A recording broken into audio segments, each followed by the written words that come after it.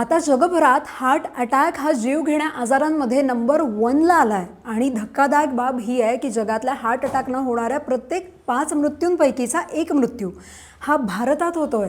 BM Birla heart research सेंटरच्या bit by beat 2025 नुसार 190 पेक्षा जास्त देशांच्या तुलनेमध्ये भारतातली जी परिस्थिती अत्यंत चिंताजनक आहे। वर्ल्ड हेल्थ ऑर्गनायझेशनची 2022ची जर आपण आकडेवारी बघितली तर जगभरामध्ये साधारण 1,98,00,000 लोक हार्ट डिसीजनं गेली आणि त्यापैकी तब्बल 85% मृत्यू हे फक्त हार्ट अटॅक आणि स्ट्रोकमुळे झालेत।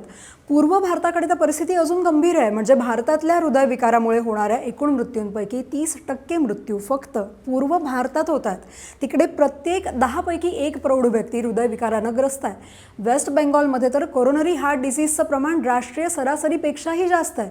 पण हे मृत्यूदर वाढण्यामागची नेमकी कारणं काय आहेत? तर पहिलं म्हणजे आजार उशिरा लक्षात येणं, दुसरं म्हणजे नियमित तपासणीचा अभाव आणि तिसरं म्हणजे गोल्डन आवरमध्ये वैद्यकीय मदत न मिळणं। आता 25 ते 45 वयोगटातले तरुणही मोठ्या प्रमाणात याचे बळी ठरत आहेत, कारण सततचा ताण, डिजिटल बर्नआउट, अपुरी झोप आणि एकटेपणा हे मॉडर्न लाईफस्टाईलचे दुष्परिणाम थेट हृदयावर परिणाम करतात। म्हणून लगावती म्हणताय की आपलं हृदय जपा, कारण हृदय थांबलं तर सगळंच थांबतं आणि लगावतीला फॉलो करा।